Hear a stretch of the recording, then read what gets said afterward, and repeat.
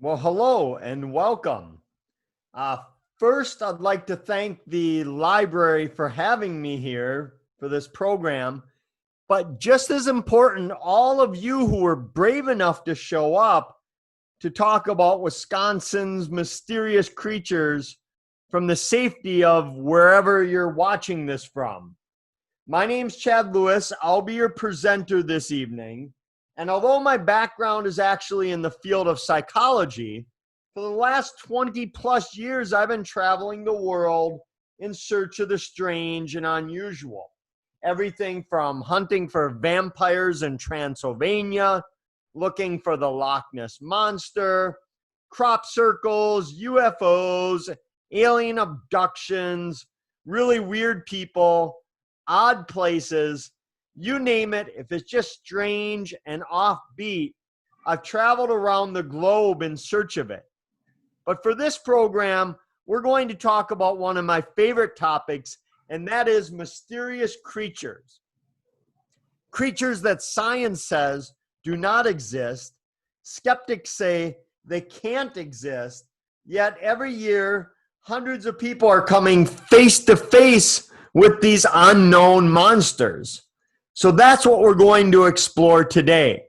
For the next 45 minutes or so, we will take a tour across the entire state to some of the weirdest stories that you may have never heard of. I'm going to give you the background, the folklore, the eyewitness accounts. I'll talk a bit about some of our research into these cases. Heck, I'll even provide you with the directions to these places. But I'm going to leave it up to each and every one of you to travel to these places on your own and determine for yourself whether or not you believe the legends are true.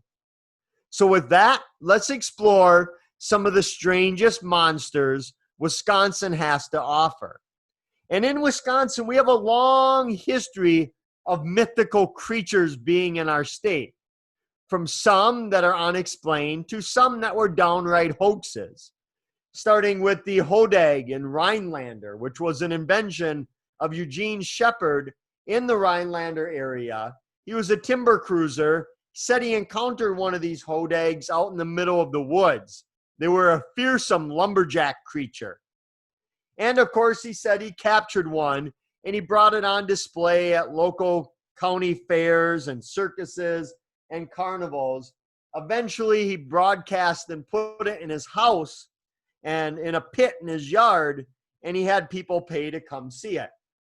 You can still see evidence of his hoax all over Wisconsin with these Hodag statues. Of course, we have Paul Bunyan and Babe the Blue Ox. We have old Abe, the supernatural bird, that during the Civil War was the mascot for Wisconsin. It soon took on a supernatural reputation that whoever was carrying old Abe would never be killed or harmed in battle. And in fact, Southern generals said they'd rather kill old Abe than to kill 1,000 Northern troops, because that's how much old Abe did for the morale of the war. So we have a long history of unique creatures in Wisconsin. But I'm going to be talking about a different set of creatures. Again, creatures that, by all accounts, should not be there. And perhaps the most infamous of all creatures is that of the Bigfoot, known throughout the world as the Bigfoot, the Yeti, the Yowie, the Sasquatch, the abominable snowman.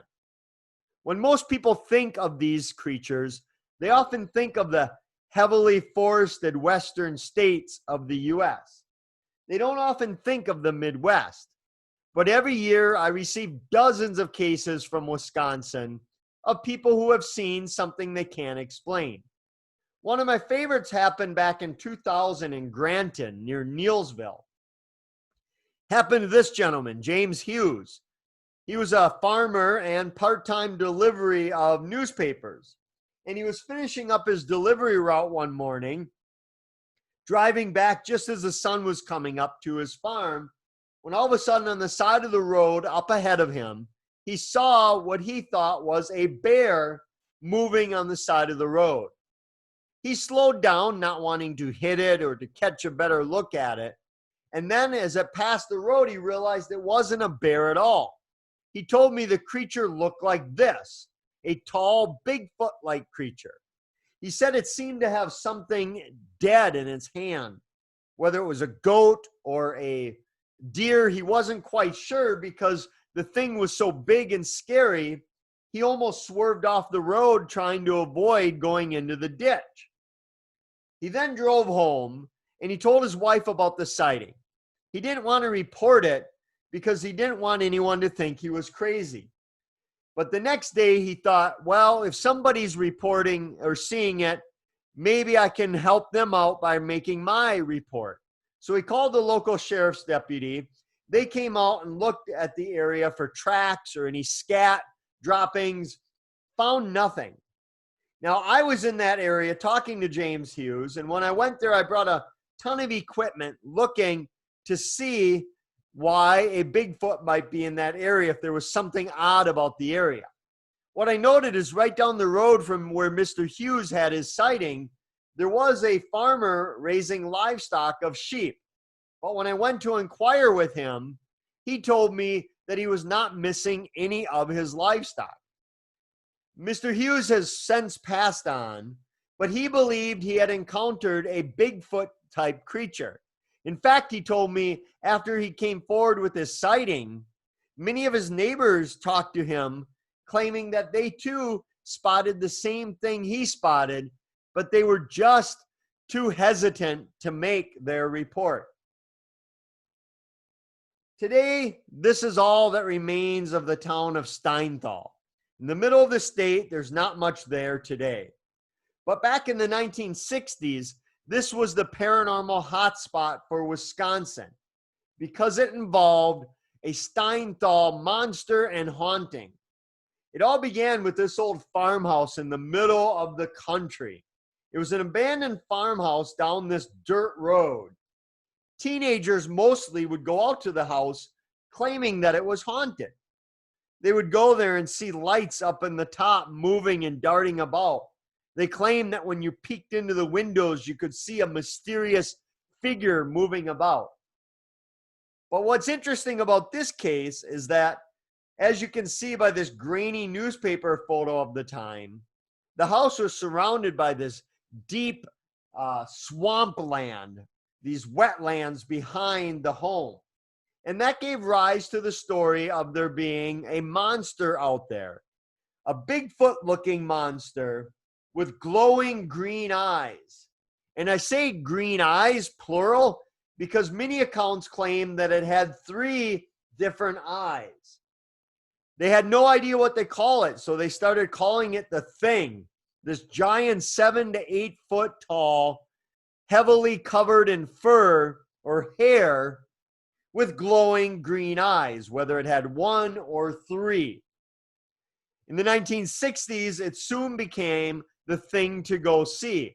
And that's when you started seeing people gathering at the Steinthal Tavern, which was located right where this little church chapel rests today. And it was a pretty risque place. Here's an advertisement from the tavern from the 1970s talking about it being an exotic dance tavern. But what you'll see here, where my colleague Kevin Nelson is standing, right across the street from the tavern, this is where people would gather at the tavern, sit out on the deck and look for the Steinthal monster. Hundreds of people would gather watching for this creature, which was said to roam the area. Unfortunately, back in the 1960s, some young teenagers from Madison made their way to Steinthal to check for the monster. They've sat in the driveway waiting for the monster, and apparently they saw it and they sped out of the area. But when they crossed Highway 67, they were hit by a different type of monster. A drunk driver hit and killed 3 out of the 4 people. The last lone survivor said the last thing he remembered was being at the road, debating about the Steinthal monster, and then they took off, scared of the creature. Again, today there's not much there in Steinthal, but some of the old timers still recall the Steinthal monster as it's made its way through the 60s and 1970s. This is one of my favorite cases in Wisconsin because it illustrates that sometimes not only do you get a haunted story, you get a little bonus as well. You'll see what I'm talking about in just a moment. This island is called Mary Dean, named after a young girl by the name of Mary Dean, who was said to have drowned while coming up on the river and was buried in an unmarked grave on the island. At one time, an entire town lived on this island. The only way to get there was by ferry back and forth. They had a post office and numerous businesses. Now, due to the death of Mary Dean, many claim she still haunts the area where she met her watery grave. Many have seen her spirit in the middle of the water. But like a lot of these places with a supernatural reputation, Mary Dean has a dare to it. Oftentimes these places will have dares. You have to do something in order for the legend to come true. And the dare at Mary Dean is pretty fun. So what is the dare? Well, let's take a look. I'm here at the boat landing of Mary Dean, where the dare is that if you're foolish enough to go into the water, the vengeful spirit of Mary Dean will try to pull you under, and you'll meet your watery grave and spend eternity in the river with Mary Dean. So I'm going to take this dare right now. No life jacket, no swimming apparel, just me versus Mary Dean. So let's see how this goes. I know you're all wondering if I survive this or not, but so the water will get deep and then it will get shallow and then it will get deep again. What I love about this story is many people who claim to have seen her spirit claim that she acts like a siren trying to entice them into help by saying things like, "Help me, I can't swim, I'm drowning, please save me, don't leave me." In fact, every year, several people drown in this very area. When I talked to their friends and family, they often told me that the person seemed to be drawn to this area for some unknown reason, that they just find that they have to go there.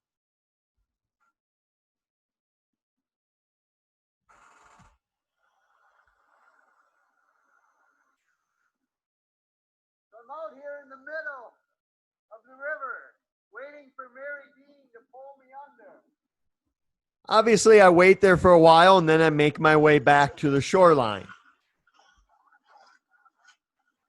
Well, thankfully, the spirit of Mary Dean did not pull me under into those dark, churning, cold waters of the river. So another dare completed. So if you like dares like that, you can go to my website and see me do hundreds of dares. You don't have to risk your life. You can watch someone else risk theirs. But the best part of this story is that you can camp out on the island. You don't need to register. You don't need to pay. You simply can camp there and do the dare at your own risk.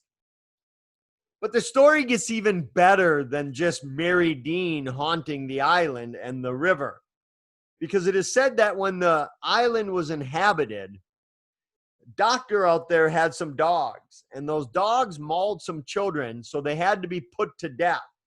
And now the story goes that if you park your car at the boat landing of Mary Dean, when you get out, you might encounter what many people are calling the hellhounds of Mary Dean. Hellhounds are large black dogs with glowing red or green eyes. They've been reported throughout history in nearly every culture on the planet. Many cultures believe these things are doing the devil's bidding, that they are a harbinger of death, meaning that if you see a hellhound, much like hearing the Irish banshee, it means you or someone you know is going to die very shortly. But just to show you we're not the only weird people to see these things and believe in them, a few years back I was in the country of Belize searching for a creature in the woods over there that they called the jungle protector, called Tata Duende.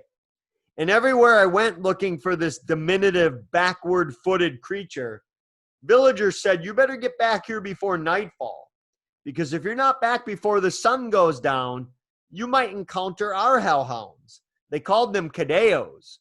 And they believed that these things had supernatural powers, that they could take your sight, your hearing, or your life, and that if they saw you, they would connect with you and slowly steal your energy.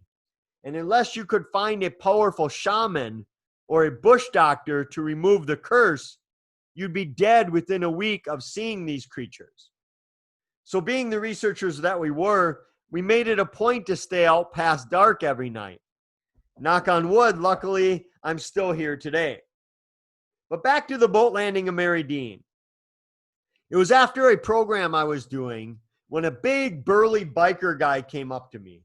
You know, the type of guy you wouldn't think would get spooked by anything? He told me him and his buddies took their motorcycles out there to see the ghost of Mary Dean. They had never heard of the hellhound stories. But as soon as they got there, he said they were surrounded by several large hellhounds. When I asked him why he thought they were hellhounds and not just wild black dogs, he said 3 things stood out. 1, these dogs were nearly transparent. He could almost see right through them. 2, they had glowing red eyes. And 3, when they tore out of there on their motorcycles, no matter how fast they went, the dogs were able to keep up with them. It wasn't until he went to kick one and his big biker boot went right through it that the thing finally disappeared. He told me they did not stop driving until they hit the safety of Chippewa Falls, which is 20 plus miles away. But he wasn't alone in that area of seeing hellhounds. Right outside of my hometown of Eau Claire, not too far from Mary Dean, is Highway 37 heading south out of town. It was here around 11:30 at night. A nurse was getting done with her shift and driving home. It was late when she saw something on the side of the road. Slowing down, fearing that it was roadkill or something that she would crash into, she came to a stop right near a business out on 37, when all of a sudden she looked over and she spotted this creature staring at her. She said it was the size of a bear, but shaped more like a dog and heavily muscled. Even more bizarre, it seemed to have red coming not only from its eyes, but emanating from its mouth as well. But here's the odd part. Even though she was in the presumed safety of her vehicle, she could have easily tore out of there at any moment. She got the distinct feeling that if she did not leave at that very moment, this thing was going to harm or kill her. So she tore out of there as fast as she could. When she got home, she calmed down. She felt a little shy and embarrassed about how frightened she had become. But at the time, she really felt her life was in jeopardy. She might not be alone, though, either. When I was doing research for this case sighting of hers, I stumbled across a newspaper article from 1908 talking about some wild beast thought to be a panther of some sort causing terror in Eau Claire County. Often it would chase school children home or prowl after livestock at night. They never captured it. They never found out what it was. Seemed to be just an odd creature. And there are many creatures where we don't have a definition for them. Not too far from Madison is a place many young people will recognize. It is called Weary Road, one of those rural roads in the middle of nowhere that has a supernatural reputation. This one involves the legend of Old Man Weary. It was said that Old Man Weary was a terrible man, often kidnapping and brutalizing and killing children from the area. As you can see by the amount of graffiti all over, it's a heavily visited area for young people. But the story is that it's haunted by Old Man Weary, that he will often chase after you if you come out to that area. Others see shadowy creatures moving among the trees. One of the legends is that if you park your car on the bridge and turn it off, you will not be able to start it up again, and Old Man Weary will come running from behind and try to crash into your car and pull you out. But that's only part of the legend of Weary Road. I talked to a woman just a couple years ago, older woman in her 60s, who was taking some friends out to Weary Road because they had never been there. She had been there several times prior and always thought it was a unique area to visit. So she brought them out there, and right away they got the sensation that they should not be there. Something was not right.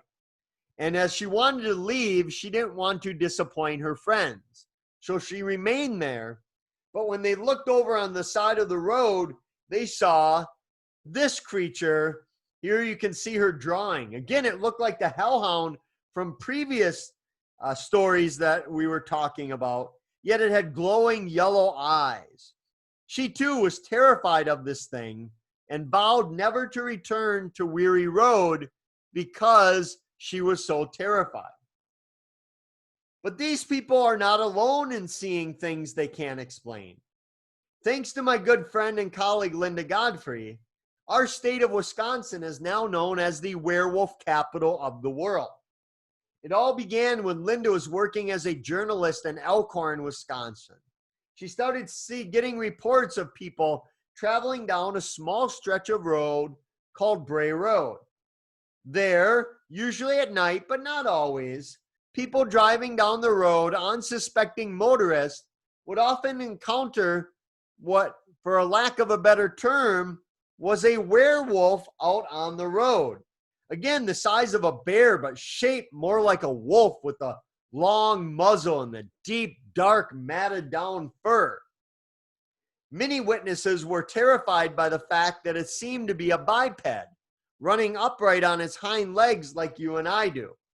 Since Linda's books have come out, I've received reports all over the US from people seeing these weird werewolf-like creature. Often they're spotted on the side of the road at night eating roadkill or freshly killed prey. The good news is that outside of charging at a couple vehicles, these creatures seem to be just as afraid of the witnesses as witnesses are of it. And rather than attack, it seems to prefer to scurry back into the underbrush or the woods and remain undetected. So if you head out to Bray Road looking for werewolves, most likely you won't die. Well, 50-50. Well worth the chance. If you head up north a little bit by the Freedom area in New London, you'll come to another one of those rural roads where everybody seems to have a legend about it. This road is called Marsh Road, and the story goes back many, many decades, at least to the 1950s, probably much prior to that as well. And it received its name Marsh Road because on both sides of this gravel road is marshland all over. One story tells that during homecoming one year, the homecoming queen and king went out to the road where they took their lives at the end of a rope in a suicide pact. And now the legend is when you go out there, especially around homecoming time, you will see the ghostly spirits of those royalty, the homecoming king and queen, out on the road. But believe it or not, it gets more bizarre because dating back to the same time period as those alleged suicidal kids is the story that the road is inhabited by a monster that shouldn't be there because people see something that they can't believe they're actually witnessing. So what are they seeing? Well, maybe I better let you just take a look. This creature, they call it the Goat Man of Marsh Road, half human, half goat. Many people see it while driving out on the road, only to have it vanish right before their eyes. In other tales of the legend, it was the Goat Man who killed the homecoming king and queen, and the authorities blamed it on suicide to cover up their torn apart bodies of the Goat Man. I'll leave it up to you to head to Marsh Road and come to your own conclusion as to whether or not the Goat Man is prowling the marshes along the road. Here I am on one of my expeditions over to Loch Ness in Scotland looking for the Loch Ness Monster. I'm the one in the blue without the really cool beard. But little did I know, if I wanted to see sea serpents, I should have stayed in my home state of Wisconsin. You see, back in the late 1800s, early 1900s, Wisconsin was overrun with sea serpents. I've collected over 40 different lakes, rivers, and streams in our state that claim or claimed to have had or have a sea serpent in them. In fact, back in the late 1800s, early 1900s, if you were a resort town in Wisconsin and you did not have a sea serpent story, you were behind the times. One of my favorite legends of a sea serpent takes place on Lake Pepin, which is a lake on the Mississippi River dividing Wisconsin and Minnesota. It's the largest lake on the Mississippi River. And the stories date back to the oral tales told by the first native peoples of the area. It was said that they would only take their strongest and sturdiest canoes out on the water, because every time they did and capsized or drowned, they blamed it on this hideous monster in the lake. When the sea captains started coming up on the steam vessels, they too reported these giant leviathan of the deep wandering throughout Lake Pepin. When the area was permanently settled and newspapers started functioning, they started writing about these sightings in their newspapers. Here's one that dates back to 1871, talking about the creature being somewhere between the size of a rhinoceros and an elephant. We have stories dating back to the Civil War in newspapers talking about a monster being in Lake Pepin. And over the years, so many people claim to have seen this monster that they have affectionately dubbed it Peppy, the lake monster of Lake Pepin. But don't let these cutesy postcards and t-shirts fool you. Many believe it's a deadly creature. Not only have people seen it over the years, some believe they've captured photographic evidence of it, including this photograph that was snapped near Maiden Rock, Wisconsin, which seems to show a large neck coming out of the water. Witnesses said that it had about 30 feet of partially submerged body trailing behind it. A few years ago, I spoke with a gentleman who was out fishing with his buddy. When they looked, they saw what appeared to be a log moving upstream against the current. They thought that was odd, so they motored their boat over there, only to realize it wasn't a log. He snapped this photograph of what appears to be a long-necked, hump-like creature, much like you might consider the Loch Ness Monster. The witness told me he took several other photographs of the creature, but this is the only one that he has released as of today.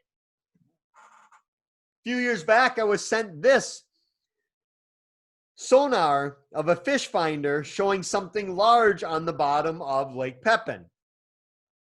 Now, I've been to Lake Pepin on numerous expeditions, most recently living on a houseboat for many days and nights with noted researcher Noah Voss.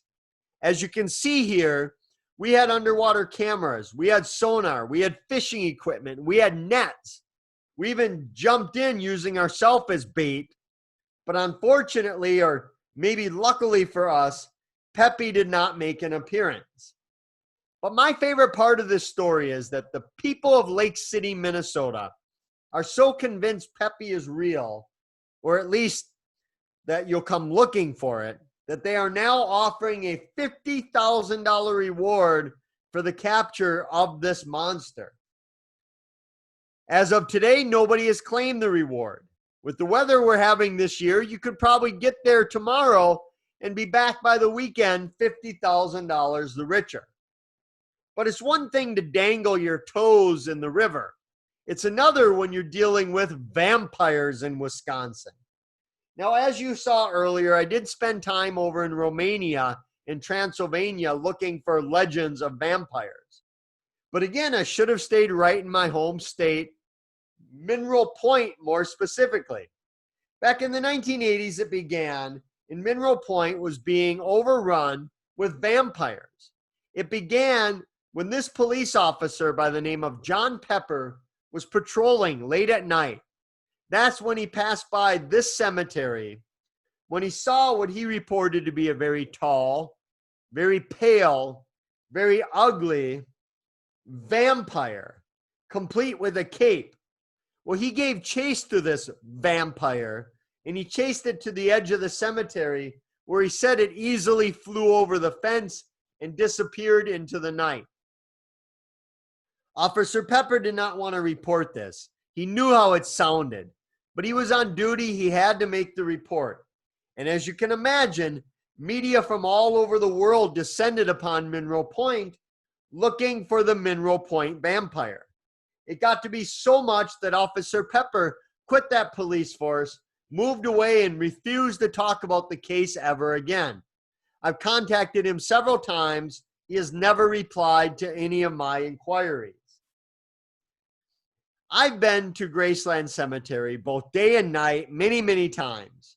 I can tell you I've never been attacked by a vampire. But then again, I bring my vampire hunting case with me while I'm there. Even to this very day, I still get reports of people who claim that Mineral Point has vampires. And after Officer Pepper's story came out, people were calling the police all the time saying vampires were jumping out of every corner in Mineral Point. But again, I'll leave it up to you to come to your own conclusion. This is the aptly named Devil's Punch Bowl in Menominee, Wisconsin, not too far from where I went to college, UW Stout. It's a place where a lot of weird things are said to have happened. Many people claim that they've seen mysterious balls of light similar to these floating throughout the area, changing in size, shape, and color as they maneuver their way through the area. I spoke with a group of young teenagers that were parked in the parking lot, debating whether or not they should go down into the punch bowl, when they saw a ball of light coming toward their car. They told me this ball of light actually entered inside their car. So I asked them, I said, "What did you do when the ball of light came into your car?" They all looked at me as though I was crazy. They said, "We got out of the car." Pretty common response, but if you do get out, make sure you go down to the Devil's Punch Bowl. People have had all kinds of experiences in this beautiful area. It's thought to be a sacred area for the first people there. And people have seen apparitions. They've heard mysterious voices. One legend tells that no matter what you do with the water, when you take it out of the little stream, it will remain cold no matter what you do to it. But my favorite story came to me from a woman and her young son who were out hiking one day. They were heading up the steps here to leave the punch bowl when the mother took one last look at the beautiful waterfall here, and that's when she noticed this creature staring back at her. Something straight out of folklore. Pointed hat, pointed ears, 3.5, 4 feet tall. What you might consider a gnome, a fairy, a goblin, the good people, the hidden folk. You name it, that's what she said she saw. She immediately grabbed her son and said, "Hey, do you see this thing?" But by the time he spun around, the creature had either disappeared or run into the tunnel and was not visible anymore while they were there. But they weren't alone in their sighting. A UW Stout football player was taking his girlfriend down to the Devil's Punch Bowl to really get her into the mood for Halloween, to really scare her.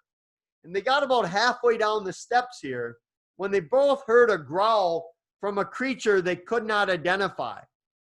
His plan worked, except it wasn't the young girl who got spooked. It was the football player who ran back to the parking lot. I spoke with the young woman who told me she sat there on the steps for another 15 minutes or so, waiting for the creature to appear or to make another noise, but then she felt bad and had to go rescue her boyfriend. Devil's Punch Bowl is not the only place to see little people. If you're up in the Northwoods of Wisconsin, near Fifield, I recommend you stop at a place called Holy Cross Road. Legend is, many years ago, A woman and her children were coming home from running errands when all of a sudden she tried to race the train over the railroad tracks, and her car stalled out and the train came and smashed into her, killing every single person in the car. Now the legend tells that when you drive out on this road, not only will you see the ghostly image of that woman, but many claim to see the ghostly image of the train. They can see the light coming. They can hear the whistle of the train. They can even feel the vibrations, but the train never arrives. My favorite part is the dare.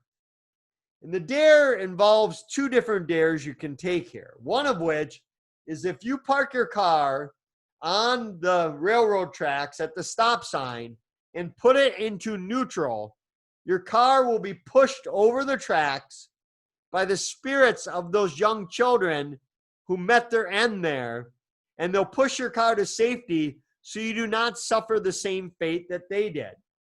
Many people will sprinkle baby powder or flour on the back of their car only to be pushed uphill over the tracks, and when they get out, they see what appear to be little fingerprints or handprints on the back of their trunk. But if you'd rather not get pushed by the ghostly spirits of those who lost their lives there, the other dare involves taking a rock and throwing it into the woods. It is said that when you throw a rock into the woods, the rock will be thrown back with these little people, again, the hidden folk, fairy folk, throwing it right back at you. Luckily, I've thrown dozens of rocks into that woods, and none have been chucked back at me. But I should caution you. When I was over in Ireland, I would walk into a pub and say, "Where do all the gnomes and goblins hang out?" And they'd say, "Which ones do you want to know about?" But you see, over there, they believed these things had supernatural powers, that they could take your sight, your hearing, or your life, or lull you into their dream world. So they believe that when you go looking for these things, that you bring an offering with you, whether it's a tobacco, some candy, a shiny rock, something to leave so they will not curse you while you're looking for them. Some Wisconsin legends are just downright bizarre. That's exactly what takes place in Mauston area of Wisconsin, where many people believe there is the Mauston bird-like man creature haunting the bluffs around the area of Mauston. I received one report that claimed it had the body of a man with arms and legs, but it was yellowish colored and feathers all over, and they were big round feathers, not like a bird that you might see. Other people have seen this half human, half bird in the Mauston area as well. But not to be outdone, those traveling along the roads near Spooner might see a different type of creature, as one woman did coming home late at night with her husband. He was sleeping in the side passenger seat. They just passed a local bar and grill when all of a sudden she saw what appeared to be a young woman on the side of the road. Long, dark hair. She was wondering why the young woman was on the side of the road at that part of the night all by herself. And as the young woman started walking in the middle of the road, the lady screamed, woke up her husband, who was just coming to. But when the woman looked back, there on the side of the road was a deer. She believed the woman had transferred herself or shape-shifted into a deer. She was certain she had seen a woman, and now the only thing there was an odd-looking deer. Reports of deer men and deer women and half deer, those creatures have been reported for years, not only in Wisconsin, but throughout the United States as well. Was it simply her being tired and her eyes playing tricks on her? Or did she really see a half deer, shape-shifting woman up near Spooner? Of course, we get lots of reports of UFOs in Wisconsin, and it should come as no surprise that we get reports of UFOs, because in Wisconsin, not only do we have the UFO capital of the world here, we have 3 of them. all of the towns of Belleville, Dundee, and Elmwood all claim to be the UFO capital of the world.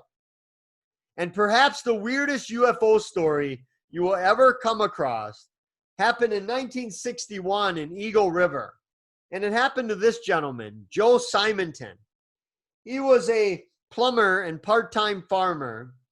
He was having a late breakfast one morning when all of a sudden he looked out into his yard and he noticed this craft starting to descend. He said it was about 30 feet wide, 12 feet high, and had all these little muffler depression rings on it. The thing actually landed or floated in his yard. And I have to give Simonton credit. He didn't just watch this thing. He went out to interact with it. And when he did, an opening appeared on the craft, and one of the pilots, the inhabitant, the human, the alien, whatever it was, came to the front of the craft. Simonton could see several other identical looking creatures on board. He claimed that they were all wearing a weird, tight outfit. They all had dark hair, dark skin, and dark eyes. He said they reminded him of very small Italian men. Simonton realizes that they have a jug that they want filled with water. So he goes into his house and fills the jug up with water. When he comes back, he looks inside and he sees one of these things seems to be cooking something over a flameless type apparatus or grill.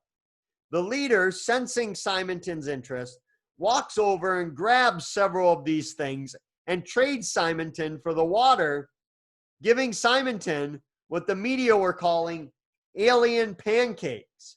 I told you this was one of the weirdest stories you'd ever hear. Simonton ate one of the pancakes, said it was the worst tasting pancake he had ever eaten. He said, no wonder they're so small. This is the food they're eating. As he watched, they just went back in their ship and took off. Once the report took off, Simonton had no idea, but at the same time he was seeing his sighting, other people were seeing a UFO in the vicinity of his farm as well. You can imagine the amount of people that contacted Simonton after his story came out. In the first week after his story hit the media, several thousand people gathered on his farm trying to look for those alien pancakes. The U.S. Air Force showed up. They believed Simonton's story, but they thought he was simply imagining it, that by living on his own in the middle of nowhere, he had hallucinated it, even though they believed he was a credible witness. Did Simonton actually trade UFOs with UFOs for water, for space saucer cakes? I'll leave it up to you to come to your own conclusion. But it's one thing to trade water for pancakes. It's another when these creatures seem to take you against your own will. That's what happened to a woman up in Bloomer. This is not her, but this is her bed. One night she awoke in the middle of the night with the urge to go to the bathroom. Nothing out of the ordinary there. So she walks back to her bathroom, which is in the back of her house here. But as you can see, she has some windows in the back overlooking her backyard and a forested area. As she walks back to go to use the restroom, she notices what appears to be a bright ball of light hovering over the woods. She said it was the size maybe of a house with flashing white and red lights. Now here's the odd thing, is that while it's moving toward her house, her first thought, while having to use the bathroom in the middle of the night, watching a UFO in her backyard, the thought was, did I lock the front door? You'll see why she thought that in a moment. She goes darting to the front door, and as she does, out the front window, she can see little lights hovering in the yard. She immediately thought to herself, I'm too late.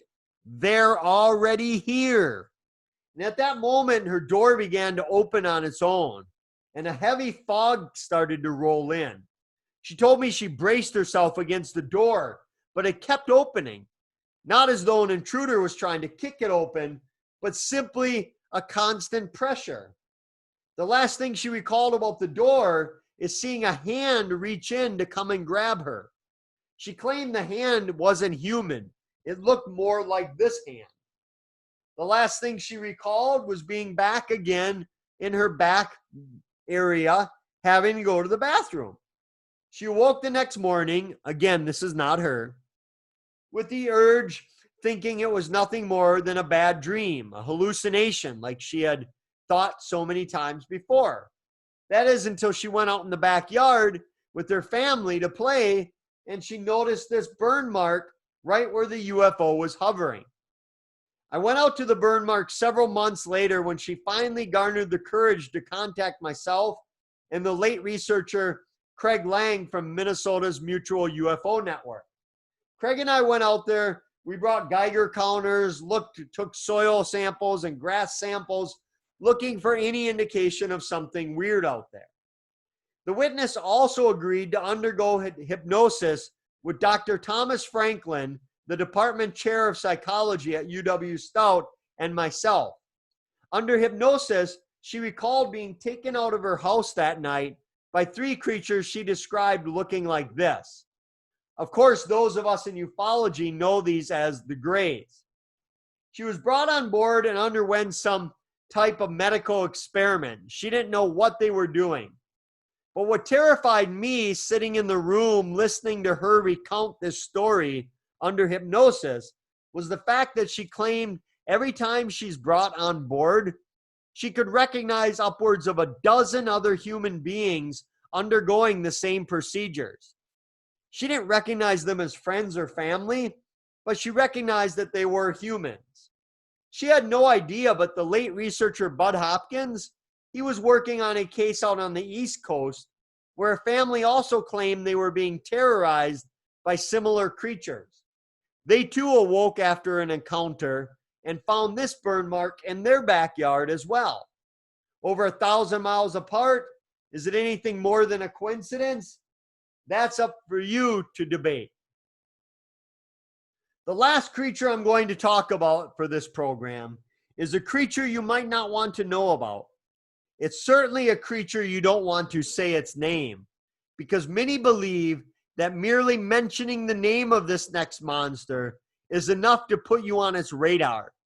That sometimes when you go looking for the weird comes looking for you.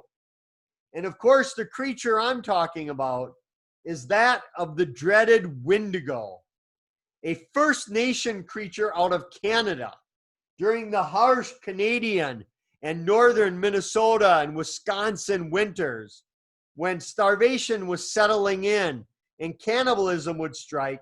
That's when the dreaded Wendigo would show up and either consume you or turn you into a monster as well. The Wendigo was thought to be anywhere between 8 feet tall and taller than the trees. It could get as big as it wanted. It was always very thin, skeletal looking. Many times it was missing its own lips, mouth, as it chewed it off in its own insatiable hunt for human flesh. And the stories originated in Canada, but over the generation after generation, they started to make their way through the Great Lakes as well. Even to this very day, I get reports of people claiming they've seen a Wendigo. Recently, in Leisure Lake area of Spooner is an old summer camp. And during the summer, 2 young brothers, teenagers at the time, were camping in separate cabins. The older brother was in this cabin playing cards at night when all of a sudden he saw what he thought was this type of creature spring by the window and then fade into the night and disappear. He thought it was very thin and pale and long and lanky. He didn't say anything at the time. That is until his brother the next night in this cabin was walking back to get a sweatshirt with his buddy when just up the hill in the woods, they too reported seeing a large creature leaning against the tree. They quickly notified the staff of the summer camp. The staff didn't know if it was a bear, a deranged human being, or some supernatural creature. So they simply issued an order that whoever left at night had to pair up with a buddy, that they had to go out in teams at all times. The brothers had no idea what a Wendigo was. It wasn't until they went home and started scouring the internet looking that they finally came across images of the Wendigo and thought that's exactly what they spotted. I interviewed them several years after their sighting, and they still were terrified recounting the story at the scene of where it happened.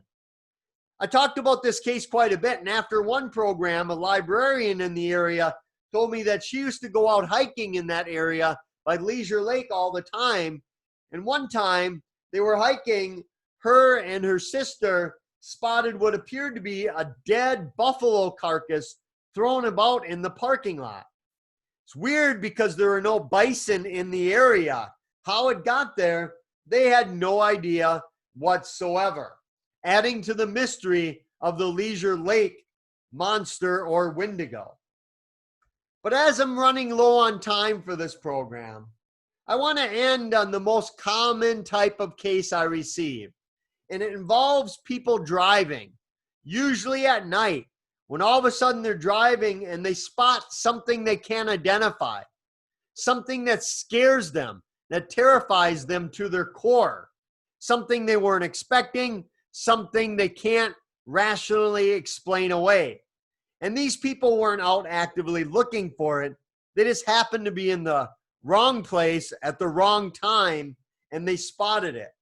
So I want all of you to keep this in mind the next time you're traveling, while you're going a mile or 100 miles, to keep an eye out, because you never know when you might be the next to experience the unexplained.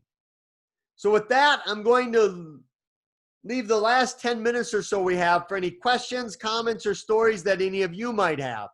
If you want more information, my websites have more than you could ever want or need. But I really hope your adventure doesn't end here tonight at the program. Grab one of my books. Go on your own adventure of Wisconsin. And when you do, I think you'll discover that we live in one heck of a weird state. When you go on your adventure, you'll see odd things. You'll meet some weird people. And along the way, you might just discover that the scariest thing out there is often yourself. So with that, I'll open it up for any questions, comments, or stories that any of you might have. If you want, you can unmute yourself or just go to the chat room and post a question there, and I'll try to answer it for you if I can. And while I'm doing that, while you're getting your questions set, let me just show you this as well. That let me get to it here in a second. Now, again, I want to thank the library for having me here doing this program. It's good to know that even in these weird times, people still crave storytelling in all of its forms. But I want to thank the library because in all my time, I don't know if the library has ever served a more important function for the community than it does today. With everything going on with our pandemic, our social issues, politics, that the library is the fabric that keeps a community together. So if you like programs like this, let them know so you get more of these. If you didn't like tonight's program, let them know so you get fewer of them. But either way, they should be applauded. And for a special tonight, if you go to my website, chadlewisresearch.com, type in the passcode or coupon library, you'll get 15% off any of my books that you want. It'll start you out on your own adventure of the Midwest. So I'll open it up for any questions, comments, or stories. So here we go. Checked out your book, Peppy the Lake Monster, before our trip to Viroqua and La Crosse. Very cool. Yeah, Peppy is a great story. Not only do the sightings date back to the 1800s and even prior to that, but many people have had modern sightings of it. Back in the 1800s and early 1900s, they thought it might be a whale in the Mississippi River. They had no idea about the depth. The average depth of Lake Pepin is not big enough for a whale to inhabit, but people often see two types of creatures on Lake Pepin. One is what you might consider the Loch Ness Monster, the large neck, long-necked, hump-like creature. Others see what would be thought of as a gigantic, long, eel-like creature, a snake. Some say it, its body was the size of a man, but it was 40 feet long. That kind of monster. So I don't know if they're seeing different creatures or if they're spotting it from different angles, or maybe even seeing the same creature, just different people seeing it differently. We know that if 10 people witness something, you'll probably come close to 10 different versions as to what they witnessed based on what they saw. So there we go. Yeah, if you have a question, you can let the Racine reference know, and they'll unmute you if you'd like. And keep in mind, this is just the tip of the iceberg for monsters. We have phantom chickens out at Chicken Alley. We have all kinds of weird monsters. Like I said, over 40 different rivers, lakes, and streams that are thought to be inhabited by sea serpents. We have thunderbird sightings. We have mysterious sightings of creatures people don't even know what to call it here in Wisconsin. And here's someone, are there any stories of tall white type aliens in Wisconsin? In terms of like the Nordic, which are tall human looking creatures with blonde hair, blue eyes that people spot.